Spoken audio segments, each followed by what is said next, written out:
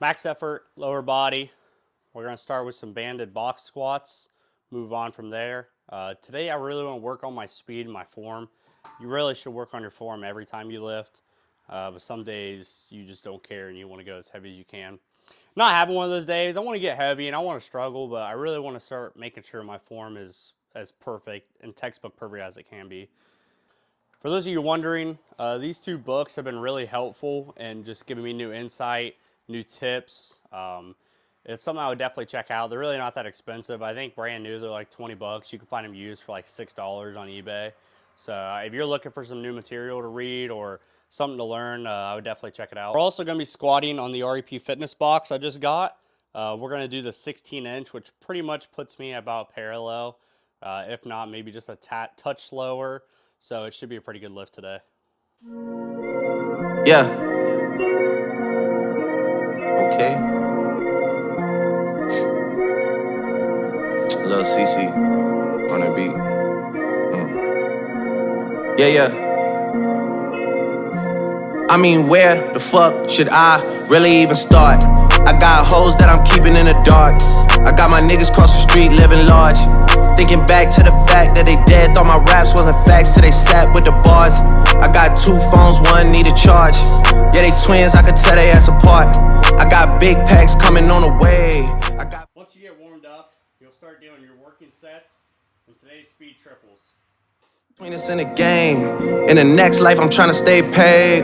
When I die, put my money in the grave. When I die, put my money in the grave. I really gotta put a couple niggas in their place. Really just lapped every nigga in a race. I really might tap realest nigga on my face. Lil CC, let it slap with the bass. I used to save hoes with a mask in a cave. Now I'm like, nah, love, I'm good, go away. Ain't about to die with no money I done gave you. I was on top when that shit meant a lot. Still on top like I'm scared of the drop. Still on top and these niggas wanna swap. Niggas wanna swap like it's sauce in a Watts. I don't wanna change cause I'm good where I'm at. Mob tie, so I'm always good. So as much as I want to go heavy, after doing that last set, I could tell my form was off and it didn't feel the best for a speed 3.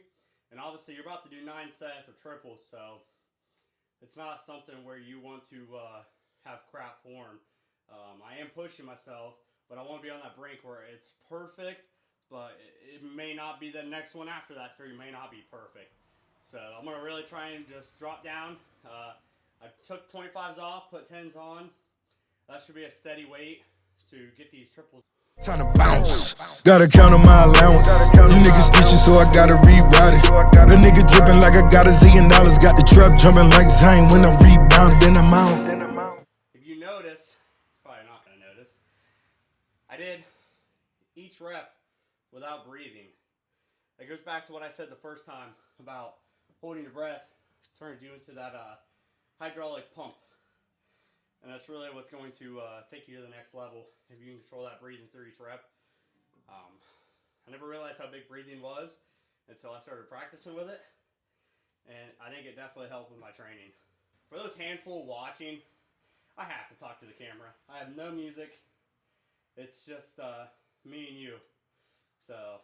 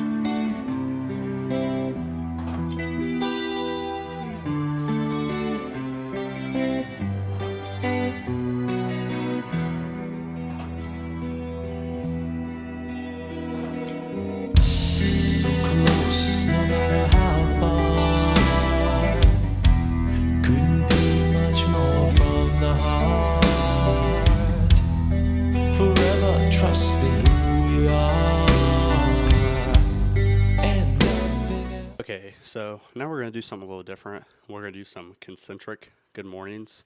And basically that top part of your deadlift from here through is what you're focusing on with this compared to regular weights as it gets harder at the top, like a deadlift. We're going to give it a shot, see how it goes. Do this for like 3 sets of 10 to 15 or however it feels. Nothing else matters. Trust I seek and I find in you. Every day for us something new. Open mind for a different view. And nothing else matters. Never cared for what they do. Never cared for what they know. But I know.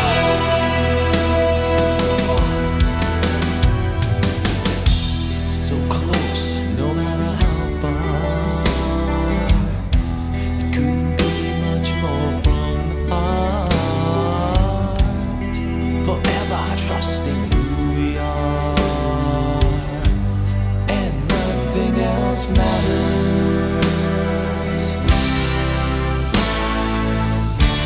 Never cared for what they do. Never cared for what they know.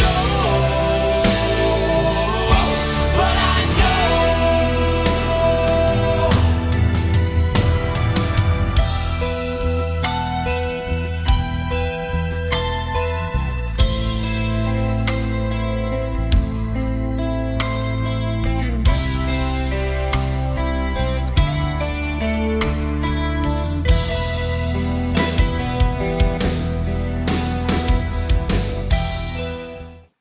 Now, since it's super easy and we already really have it set up, I'm going to go ahead and bust out calf raises.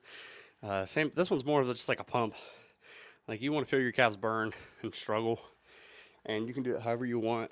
If you want to stop halfway, stop at the top, stop at the bottom, whatever makes you burn. Me personally, I like exploding, hold it for a second, come down. Exploding, hold it for a second, come down. I think that quick igniter is what really pumps it for me. And after I finish this, we'll finally get to do some reverse hypers. And nothing else matters. Trust I seek and I find in you. Every day for us something new. Open mind for a different view.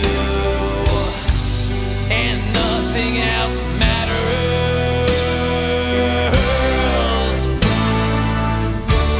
Never cared for what they say. Never cared for games they play. Never cared for what they do. Never cared for what they know. And I know. Yeah.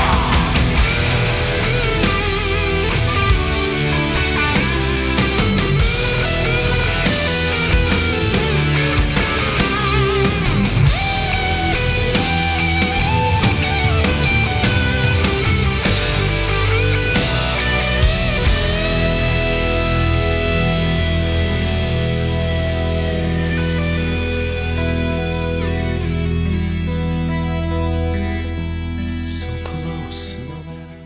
This here is the reverse hyper Scout. This is my number one piece of gym equipment. I don't know why I fell in love with it. Maybe it's because of how strong it made my lower back and how crazy it felt every time I do it. Every time I do it, I get this insane pump at the bottom of my spine. I do love pain, so that's probably another reason why I'm just addicted to making myself feel pain. And this always gives me pain. I think everybody should use it, especially if you're trying to become a strong lifter in any way, or if you just want longevity. If you want to strengthen your lower back so you don't have an injury while doing whatever you're doing, this is like the number one thing. you need to look up the story on the whole nine, because I'm sure I'm off by a little bit, but Louis Simmons, Westside Barbell, he had a lower disc issue. They wanted to do surgery. He basically said fuck off, and he invented this. He had it a couple other ways, but it led to this. And then he turned around. He was able to squat like fucking 700. So, especially at his older age, that was really impressive, and it kind of broke through. And that's why you'll see a lot on this more than really anything else from Westside Barbell, because this is worldwide. I mean, these are in all the gyms, like the strength gyms, like the football teams and all that shit, and their weightlifting. They all have it for that reason of longevity and strength. So I'm going to kind of demonstrate how to use it. It's fairly simple to use. It's obviously a very easy setup process. And there's really any way you can do it. It doesn't matter how much you do it, how much weight you do it, how many reps you do it. Something's better than nothing. So you have to look at it that way. Your first time, it's going to fucking hurt, and you're not going to be strong at it. You're going to be very weak. When I started, I was doing like 10s and 25s on both sides. And basically, you'll work up. I usually, on my max effort day, I try and do 50% of my squat for about 10 reps, 3 to 4 sets. And then on like a dynamic day, usually I'll do it on like Saturdays at the end of training. I'll lower the weight to about 25% of my squat, and I'll do that for about 10 to 15 reps for like 5 sets, 4 sets. And I want to dedicate this almost to my deadlift for that reason, because 2 years ago when I first started, my max was like 250, and I have video proof of it. And then I started getting stronger, and I learned out about this, and it was like every single other week I was PRing on deadlift. I would only deadlift once every 2 weeks, and I would crush that by like 20 pounds, 25 pounds every single time. So this is definitely a very good piece of equipment to have in your gym or at your home gym if you can. It sucks that it's really only a singular use, but there's 100 different ways you can do it. You can do a single leg. I do it both leg, and I'm going to show you how to do it now. So obviously your weight gets loaded down here. Got a little step up here. Some of them don't have it. Some of them do. You hop up here, grab your handles, and you want your body tight. You don't want it moving, but you kind of want that pad to end right at your waist, or right where your hip kind of bends. And the whole time you're dropping your lats down, you're pushing your elbows into the pad, you're keeping tight. Now what you're going to do is you're going to kick out. And when you kick out, you want to control it all the way down, and you don't want that slack in the rope like this. Like, you don't want it dropping. It should be steadily tight. And you want to focus as you go up on opening your hips up and squeezing your butt cheeks and pretty much humping the pad. And you want that back tight and looking straight up forward, and it'll give you what you're looking for. That first one I usually cheat. I get it swung up there, and then I start from there.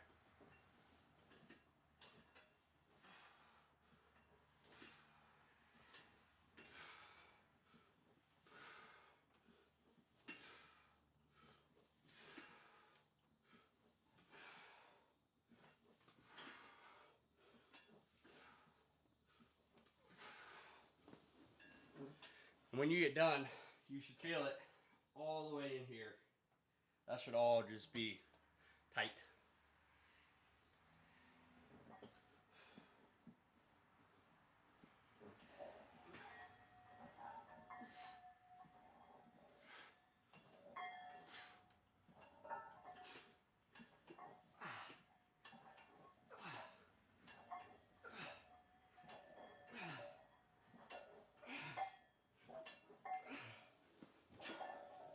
So I trained at Westside Barbell, which was every Sunday. We did speed bench, and I asked them, I said, man, like, I love doing hypers, and you guys are the mecca, so how do I do it correctly?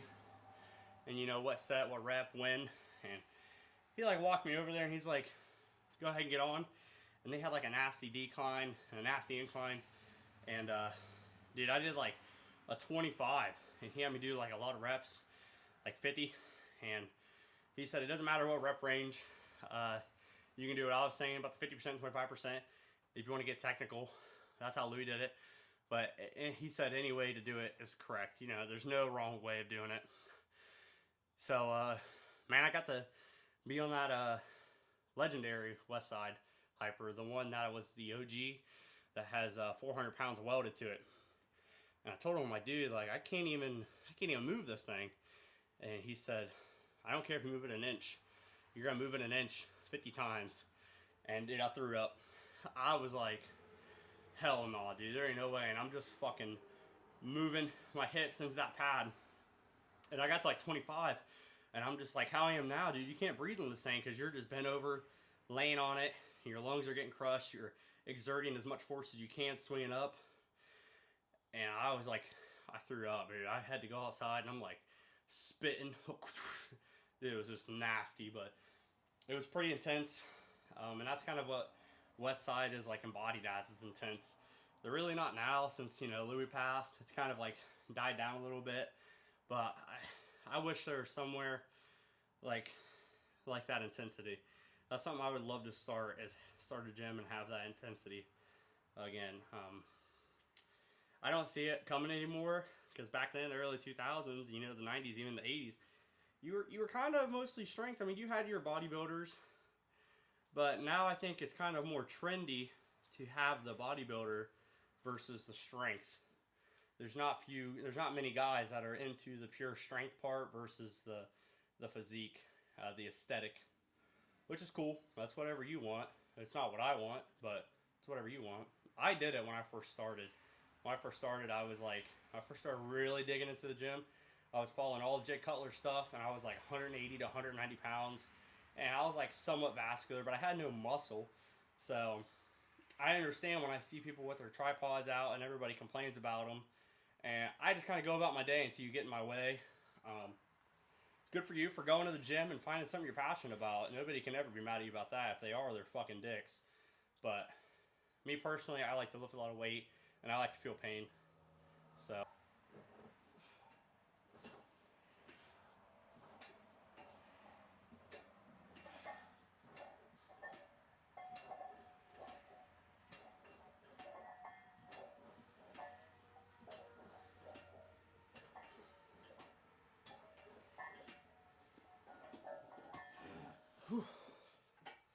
Another thing I don't know if I added is when you're at the bottom swing of this, let that lower body just extend. You don't want to necessarily let the momentum gain and then you come back into it, but get it to a controlled stop or stop-ish. Let it relax and then tighten it back up. That quick. That way you're not using the momentum. If anything, you're fighting the momentum. With any muscle, really, any muscle you're training, when it comes showtime, that's a different story. But when you're training, that relax and then that quick ignition, that's the difference between winning and losing. That's the difference between getting it up or failing. I strongly, strongly agree with that statement. I'll record tomorrow. We got some dynamic stuff. I'm not quite sure yet what's on the list. I have it written down, but it's obviously on my phone. So I'll record tomorrow, get it posted, make a little clips. I hope you learned something. Stay tuned.